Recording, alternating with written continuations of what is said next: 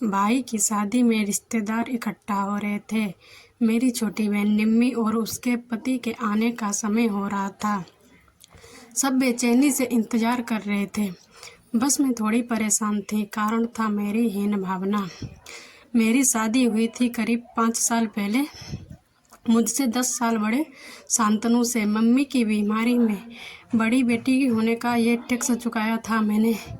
इस वजह से मैं बहुत परेशान ही रहती थी।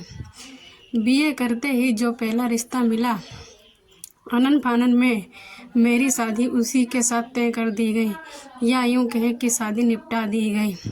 मेरा और शांतनु का कोई जोड़ ही नहीं था, ना ही कोई मेल था। मैं मचलती हुई लहर सी अल्लड़ और वो ऐसा शांत समंदर था जिसमें मिलकर लहर मचलना और इठलाना बिल्कुल भूल ही जाती है। हम दोनों में उम्र का अंतर, स्वभाव का अंतर था। मैं एक नृत्यांगना थिरकती हुई सुरीले ताल में डूबी और शांतनु हिंदी के प्रोफेसर थे, पता नहीं कौन सी दुनिया में खोए रहने वाले। ऐसा नहीं था कि मुझे कोई तकलीफ थी, बस जैसा मैंने जीवन साथी अपने लिए सोचा था वैसा मिला नहीं। गृहस्थी स्वीकार कर ली थी मैंने, एक पुत्र की माँ हो चुकी थी, लेकिन अभी भी शांतनु से दिल ना लगा था और ना ही शायद कभी लगेगा। और इसी दूरी को बढ़ाने आ गया था मेरी छोटी बहन निम्मी का पति समीर। वह बहुत ही बेहद हंसमुख, गुनगुनाता हुआ इंसान था। मुश्किल से 2 सालों का अंतर था उन पति पत्नी में। कल मेरे छोटे भाई की सगाई है।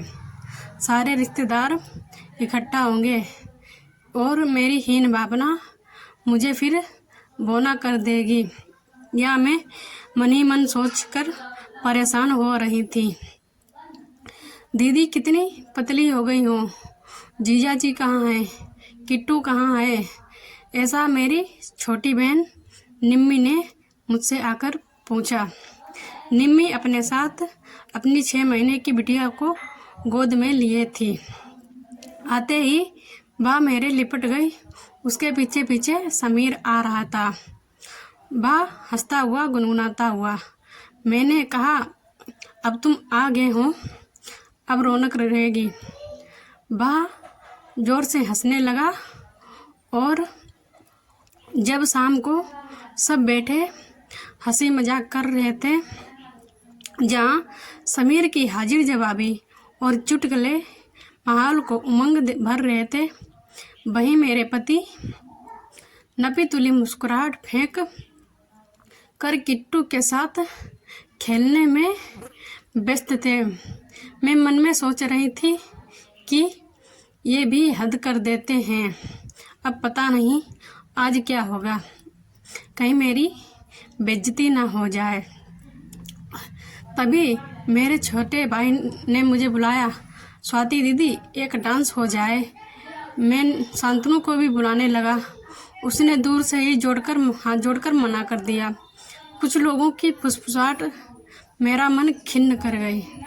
स्वाति के पति बहुत मनगुन्ने टाइप के लगते हैं। मैं पलटने वाली ही थी कि समीर ने मेरा हाथ पकड़ लिया और बोला, भाभी मैं हूं ना आपके साथ डांस करने के लिए। उस दिन मैं इतना खुलकर नाची, हालांकि निम्मी की किस्मत से थोड़ी ईर्ष्या भी हो रही थी, ऐसा मैं मन में सोच रही थी। सबके बहुत कहने पर शांतनु गाना गाने के लिए तैयार हुए। मेरी तो हालत ही खराब हो रही थी। आज तो नाक कटकर रहेगी, ऐसा मैं मन में सोच रही थी। जो इंसान कभी गुनगुनाता ही नहीं, वो इतने लोगों के बीच क्या गाएगा, मैं यह सोच रही थी। लेकिन मैं हतप्रभ रह गई जब इन्होंने गाना शुरू किया। वैसे तो तेरी नाम में भी मैंने ढूंढ ली अपनी खुशी, अगर तू हाँ कहे तो बात होगी। और ही सब वहाँ पर बैठे लोग मंत्रमुग्ध होकर सुन रहे थे। गाना खत्म होते ही पूरा आंगन तालियों से गूंज उठा। मम्मी ने आकर इनकी नज़र उतारी तो शांतनु शर्माने लगे। आज मुझे ये कुछ अलग अलग से नज़र आ रहे थे और बेहद खुश लग रहे थे। और खाना खाते खाते बहुत रात हो गई थी। हम दोनों बहनें अपने बच्चों को सुलाकर छत पर आ गए थे और आपस में बातें करने लगे। कितने सालों बाद मायके की छत पर मैं और निम्मी बहुत खुश थी, लेकिन निम्मी कुछ सोच रही थी। उसने मुझसे पूछा, दीदी आपके और जीजा जी के बीच सब सही चल रहा है ना? मतलब मैं थोड़ा शांत रही। फिर मैंने एक लंबी सांस ली और बोला, तुम्हारे जैसा तो नहीं परफेक्ट है, बस ठीक ठाक चल रहा है।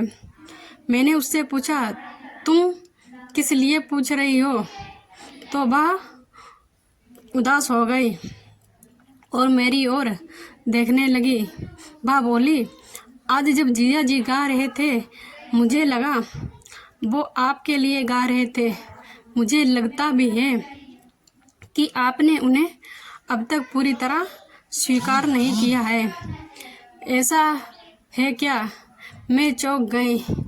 मैं मन में सोचने लगी कि इसने कैसे समझ लिया, जो बहुत अंदर की बात है।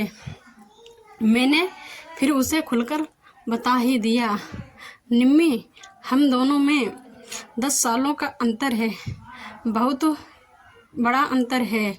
हमारे प्रोफेसर साहब कुछ ज़्यादा ही गंभीर हैं। क्या बोलूं, बस कट रही है। तुम नहीं समझोगी क्योंकि तुम पति पत्नी दोनों ही लव बर्ड्स हो ना, इसीलिए।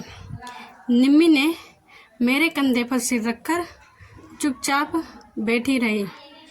फिर वह मुझसे बोली, दीदी जिसको जो नहीं मिलता है वही अच्छा लगता है। जीजा जी की गंभीरता उन्हें लाखों में एक बनाती है। आपको ये जो समीर की चंचलता स्टाइल पसंद है ना, मुझसे पूछिए, कितनी भारी पड़ती है कभी कभी मुझे। मैं उसका मुंह ताक रही थी। ऐसा कैसे हो सकता है? उसने बात आगे बढ़ाई। अपने ही सजने संवरने से इनको कभी फुर्सत ही नहीं मिलती है। कभी मेरी ओर वो ध्यान ही नहीं देते हैं। मेरी छोटी बहन ने मुझसे कहा, बच्ची रो रो कर परेशान हो जाती है, लेकिन क्या मजाल की भीड़ भाड़ में उसको संभाल ले। बस मौज मस्ती नाच गाना। शाम को नहीं देखा आपने? मैं कहाँ शामिल हो पाई दीदी। मैंने हमेशा देखा है जीजा जी आपको खुश देखना चाहते हैं। किट्टू को वो हमेशा संभालते हैं। आपके किसी काम में वो रोक टोक नहीं करते हैं। इतनी स्टेज परफॉर्मेंस आप जो देती रहती हैं, यह सब जीजा जी के सहयोग के बिना क्या संभव है? हाँ, आ रही हूँ। उसकी बच्ची जागकर रोने लगी थी। वो नीचे की ओर भागी। मैं घंटों वहीं छत पर ही बैठी रही उसी तरह और एक एक घटना याद करती रही और मेरी आंखों के सामने घूम रही थी। शांतनु का प्यार और देखभाल, व समझदारी, कैसे इन सबसे मैं अनछुई रह गई। आंखें और मन भीगता जा रहा था। अब मेरा हृदय बहुत व्याकुल हो चुका था। सुबह होते ही मैं पूरी तरीके से बदल चुकी थी। पूरा घर फूलों से सजाया जा रहा था। महक मेरे अंदर भरा आई थी। शांतनु को चाय में दी। इसके बाद बैठी रही, कुछ ना कुछ बोलती रही। अपनी साड़ी देखने के लिए सूटकेस खोला। मुस्कुराहट फैल गई। कुछ सोचकर बाजार निकल गई। बाजार जाकर मैंने शॉपिंग की। जब शाम को सब तैयार हो रहे थे, मैंने अब पीली साड़ी पहनी और शांतनु के लिए वैसा ही सेम कलर का कुर्ता पैजामा निकालकर मैंने उनकी ओर बढ़ा दिया। शांतनु ने हैरत से मेरी ओर देखा और बोले, यह किसका है? मेरा वाला कुर्ता दो। मैंने शर्माते हुए कहा, आपका ही है, हम दोनों मैचिंग पहनेंगे। वह मुस्कुराहट के साथ मेरी ओर देखने लगे और पूछने लगे, आज कुछ अलग लग रही हो, बात क्या है? मैंने मुस्कुराते हुए जवाब दिया और बाहर झांक कर देखा। कोई मुझे दिखा नहीं। इनके पास आकर मैंने इनके कंधे पर अपना सिर टिका दिया। आप कल कह रहे थे ना, अगर मैं हाँ कहूँ तो बात होगी और भी, बस वही बात है। वह मुस्कुराने लगे। शांतनु और मैं अब साथ भी थे, पास भी थे। बिजली की लड़ियाँ जगमगा रही थी। सब कुछ रोशन था, घर भी और मेरा और शांतनु का दिल भी।